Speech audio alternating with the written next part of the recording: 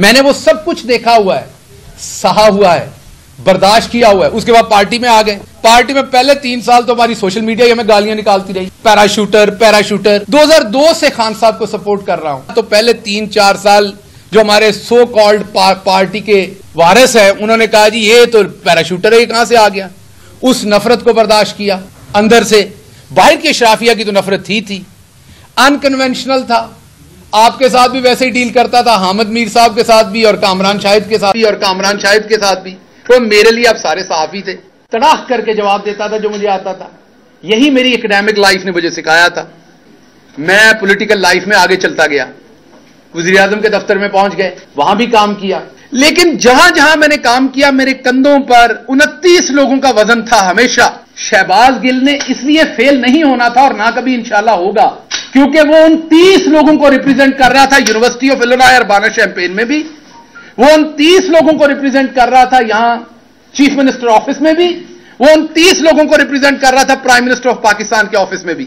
شہباز گل کے کندھوں کے اوپر 29 لوگوں کی خواہشیں تھی ساتھ, کیونکہ ان میں سے بیچارے زیادہ تر تو ادھر چارہ ڈال رہے ہیں. انہوں نے کبھی شہر نہیں دیکھا, ان کے پاؤں کی ایڑیاں پھٹی ہوئی ہیں, کبھی وہ ویزلین نہیں لگا سکے. میں وہ ٹپیکل سیاستدانوں والی باتیں نہیں کر رہا جی میرے گھر میں یہ نہیں ہے, میرے علاقے میں یہ نہیں ہے. میں جو باتیں کر رہا ہوں میرے ساتھ 2-4 لوگ چلے, میں اپنے کلاس فیلو سے آپ کو ملوا دیتا ہوں. ان تمام لوگوں کا بوجھ لے کے میں کھڑا تھا, کیونکہ میں نے جیتنا تھا, میں نے ان کے لیے جیتنا تھا, تاکہ آگے ان کے بچے سوچیں کہ اس گاؤں میں پیدا ہو کے اسٹارٹ سکول میں پڑھ کے آپ کا جہاں دل کرے آپ وہاں پہنچ سکتے ہیں. اور میں پہنچا. میں نے اپنے خوابوں کے لیے محنت کی, میں اپنے خوابوں کے لیے رات دن جاگا, میری فیملی میرے ساتھ کھڑی ہوئی, میں نے اپنے خواب جیے.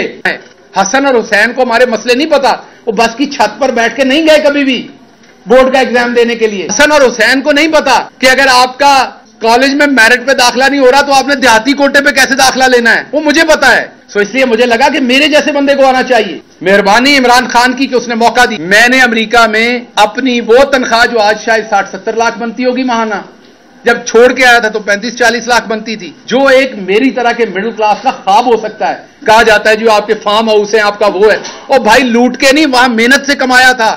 جو کچھ بھی ہے لوگ الزام تو پاکستان میں سب سیاستدانوں پہ لگتے ہیں اور وہ الزام کبھی پروو نہیں ہوتے. میرا آپ کو چیلنج ہے کہ میرے پہ اللہ کے کرم سے اذان ہو رہی ہے, الزام لگا کے دکھائیں کہ میں نے کرپشن کی ہے. اگر پارٹی کے 5 سب سے آپ آنےسٹ بندے نکالیں گے تو میں ان 5 میں ایک ہوں گا, اور اگر غلط کہہ رہا ہوں تو کوئی سامنے آئے اور الزام لگائے. پنجاب میں 1 سال رہا ہوں, فیڈرل میں 3 سال رہا ہوں, 2.5-3 سال.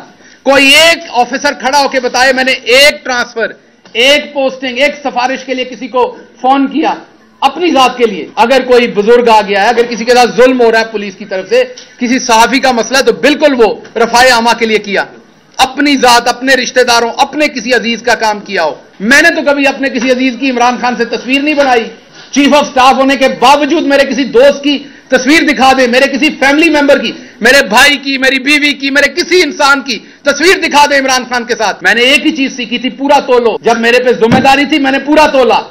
عمران خان جان کی بازی لگا رہا ہے اس قوم کے لیے. جو اس کے ساتھ کسی بھی طرح سے کھڑا ہے میں اس کے پاؤں کی دھول کے برابر بھی نہیں ہوں.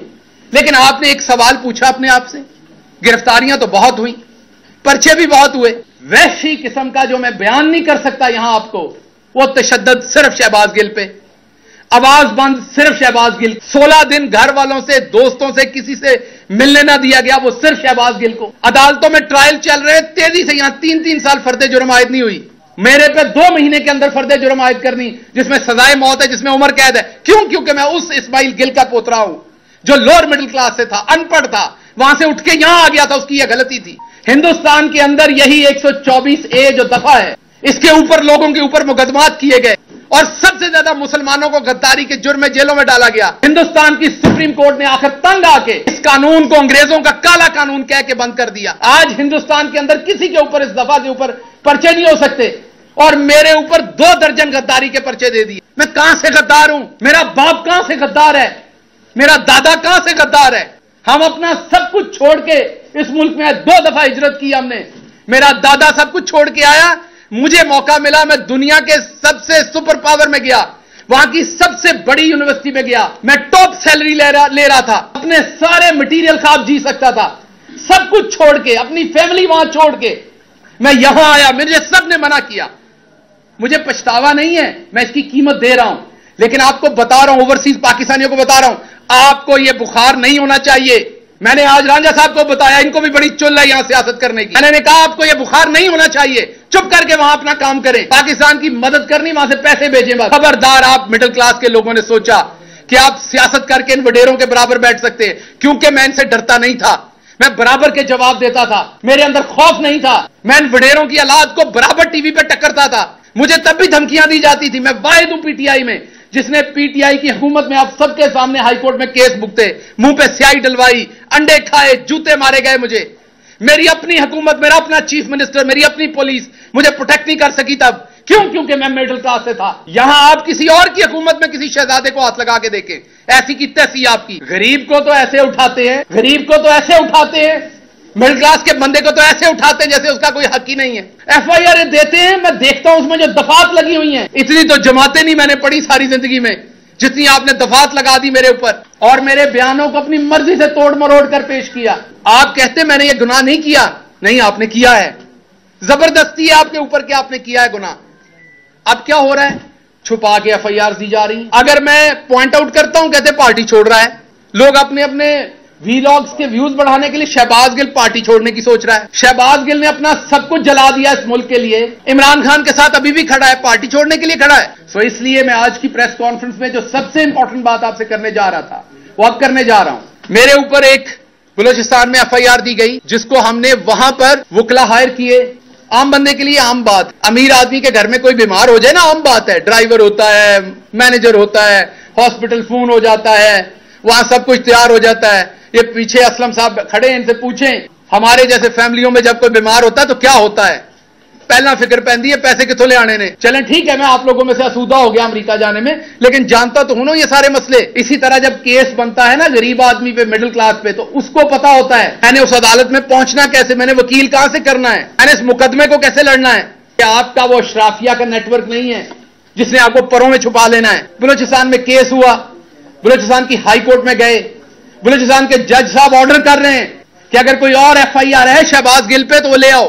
بلوچستان کے جج صاحب کے ساتھ جھوٹ بولا جاتا ہے، ایف آئی آر نہیں لائی جاتی ان کے سامنے، جو ہوتی ہے اسے وہ قانون کے مطابق کویش کرتے ہیں اور ایک ایف آئی آر کر کے چھپا کے رکھی جاتی ہے تاکہ جب اسلام آباد میں کورٹ کی تاریخ بھگتنے جائے اس کو پھر دبوچ لو، کیونکہ اسماعیل گل کا پوترا ہے نا، یہ کون سا کسی نواب کا پوترا ہے، دبوچ لو دوبارہ۔ لاہور کے ہائی کورٹ میں آتا ہوں، میرا سلام ہے ججز کو، اللہ کی قسم جتنے پیشنس کے ساتھ اس ملک کے ججز کوشش کر رہے ہیں اس ٹائم، شاید ہی کوئی اور کر رہا ہو، لیکن جو پورا نظام بنا دیا گیا ہے، یہ جو اس ٹائم حکومت بیٹھی ہوئی ہے، ان کی جو ہٹ درمی ہے، جس طرح ججز کے فیصلوں کو یہ بریک کرتے ہیں، جس طرح اس کو روکتے ہیں، اس کا کہیں مظاہرہ ہم نے نہیں دیکھا۔ پہلے 6 کے قریب ہیئرنگز ہوئی، ہر دفعہ جج صاحب نے کہا لائیں کون سی ایف آئی آر ہے، جھوٹ بولے گئے، نہیں بتایا گیا۔ ابھی پچھلی ہیئرنگ میں بھی ایف آئی آر کی پوری تفصیل نہیں دی گئی، صرف یہ بتایا گیا کہ ہاں جی بلوچستان میں ایک اور ایف آئی آر ہے۔ تو میرا سوال ہے، یہ بلوچستان ہائی کورٹ کے جو آنریبل جج کا فیصلہ تھا کہ کوئی اور ایف آئی آر ہے تو سامنے لائیں، اس کی بے توقیری کرنے کی جرت کس کی ہوئی ہے؟ میں تو چلو مڈل کلاس ہوں، میری تو آپ بار بار کریں گے، میں تو ایک غدار آپ کو مل گیا ہوں، مجھے تو آپ 2 ڈالیں گے تو 2 ڈالیں، لیکن کم از کم اس سے 2 فائدے ہوں گے۔ ایک تو میرے جیسے کسی اور کو امریکہ میں بیٹھے بخار نہیں ہوگا، وہ دوبارہ ادھر کو نہیں چڑھے گا۔ آپ لوگوں کے 2 ہی کام ہیں، ادھر سے آئی فون خریدیں 8-7، شیمپو خریدیں، باڈی واش خریدیں، ادھر کے لیے اور تحفے خریدیں، بیگ بنائیں، ادھر ہنس کے تصویریں کھنچوائیں اور واپس دفع ہو جائیں۔ ادھر حق مت مانگیے گا اپنا برابری کا، کیونکہ آپ کو عادتیں پڑی ہوئی ہیں وہاں کی، آپ کو زکام ہوا ہے وہاں کا، وہاں آپ کو دی جاتی ہے برابر کی عزت۔ یونیورسٹی آف الینوائے میں مجھے کوئی غدار نہیں کہہ سکتا تھا امریکہ کا، حالانکہ میں امریکہ کا شہری نہیں تھا، میں نے امریکہ کے ساتھ وفاداری کا حل کبھی نہیں دیا تھا، لیکن وہاں میں کھل کے بات کرتا تھا، مجھے کوئی غدار نہیں کہہ سکتا تھا۔ لیکن جس ملک میں میرے دادا نے اپنا سب کچھ چھوڑ کے پاؤں رکھا، جس ملک کے لیے سب کچھ قربان کیا، وہاں پر 1 دفعہ نہیں 2 درجن غداری کے مقدمات ہیں میرے اوپر، پوچھا بھی نہیں جا رہا، کوئی ظالم پوچھ بھی نہیں رہا کہ شہباز گل ان کو لڑ لو گے؟ اب آپ نے اگر مجھے عمر قید یا آپ نے مجھے سزائے موت دینی، وہ تو 1 پرچے میں ہی دے لو گے، تو 2 جان چھڑاؤ۔ آپ نے مجھے سزائے موت دینی، دے دیں، جان چھڑائیں، کیونکہ میں اس ذلت کی زندگی میں سزائے موت سے کم آپ سے نہیں لوں گا۔